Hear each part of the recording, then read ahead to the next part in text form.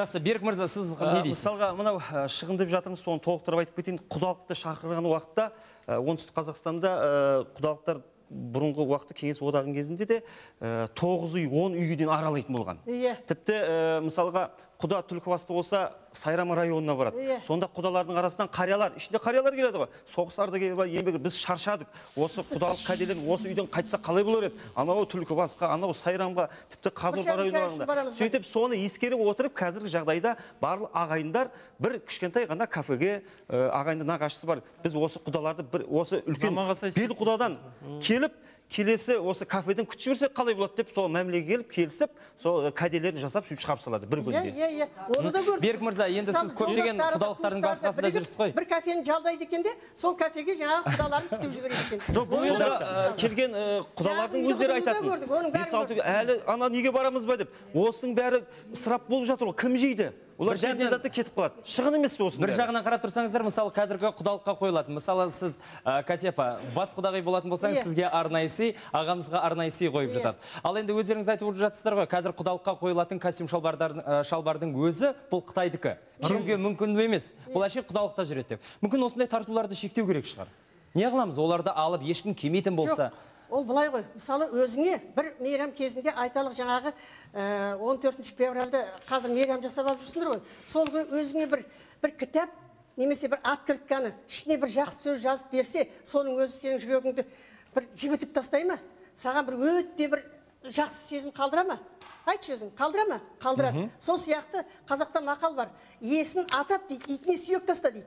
Ол не берсе, о берсін. Әйтеуір сол адамды атап, мынау бас құдамдікі еді деп беріп жатса, оны киеме, кимейме, бәрібір сол адамға бір өте жақсы. Барлығы да адамның өзіне байланысты. Кез келген адамның өзіне бар.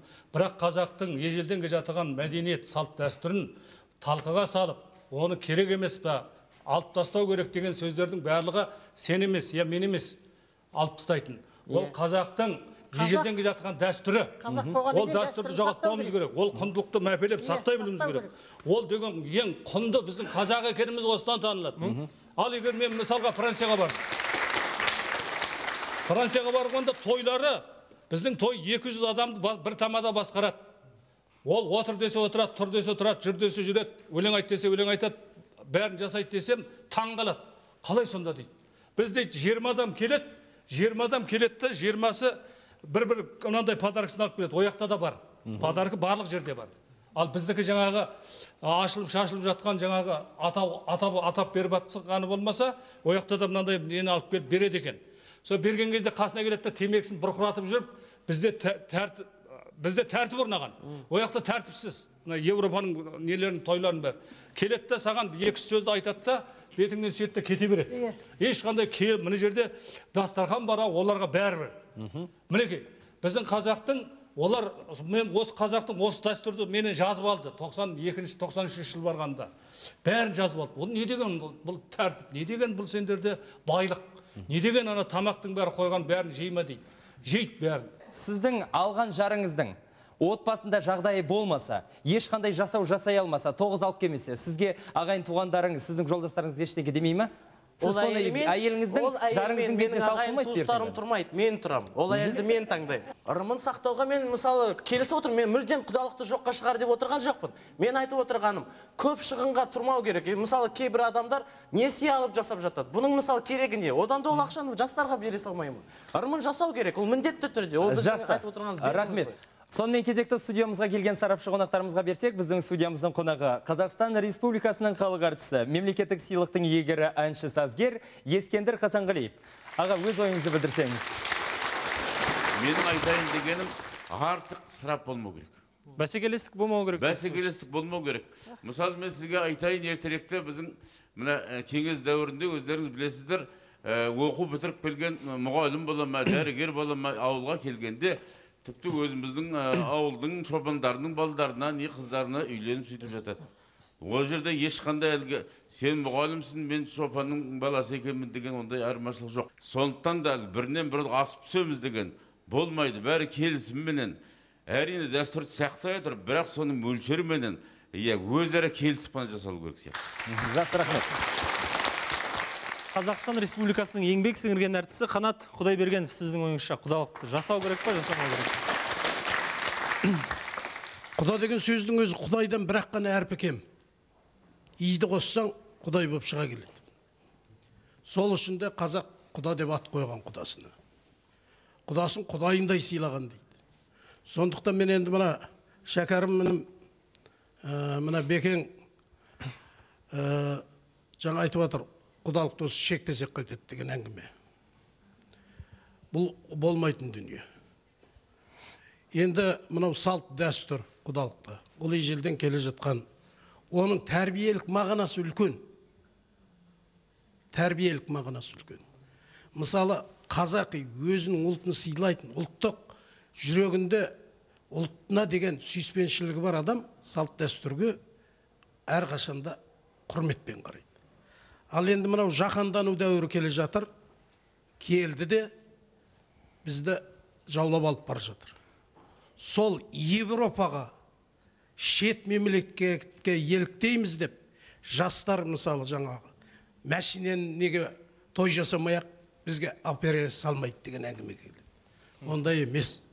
Бұл жаһандануға жұтылып бара жатқан, ұлттық қасиеттен айырылып бара жатқан жастардың заманға сай жай шектеу керек шығар. Енді шектеу деген салт дәстүрде де шектеуге болмайды.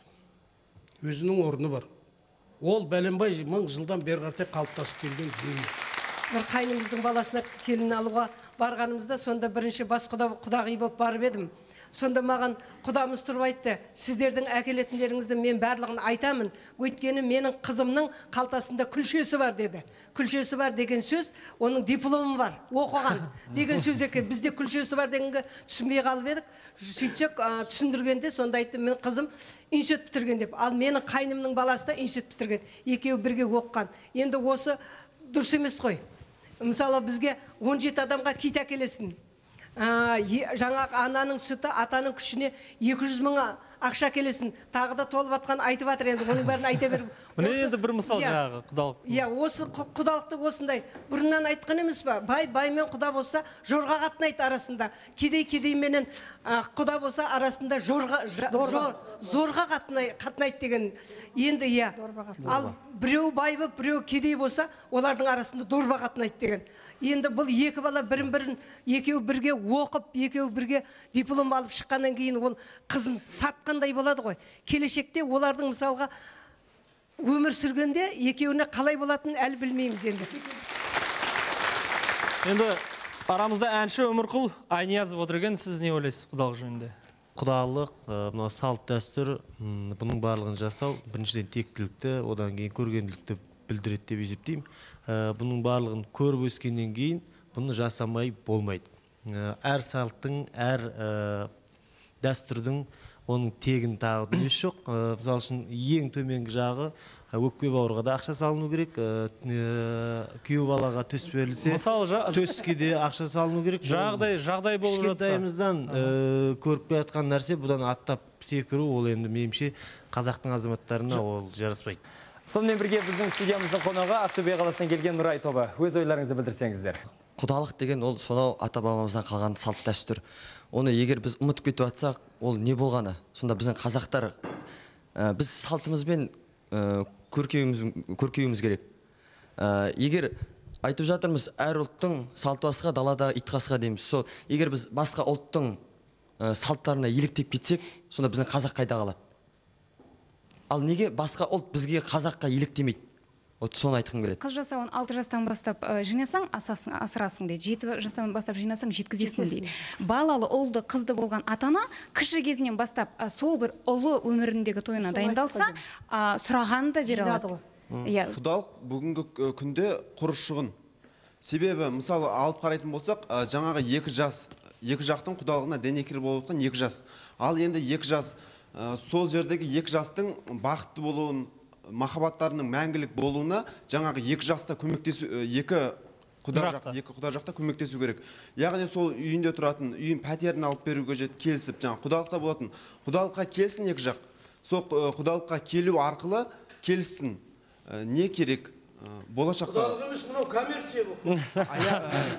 екі жас аяғынан тұру үшін не қажет жас жұбайларға? Сол жағына келісіп, одан әрмен жасасын. Ал бұл жақта салт дәстүр дегеніміз жаңағы заманымыз бәсекелес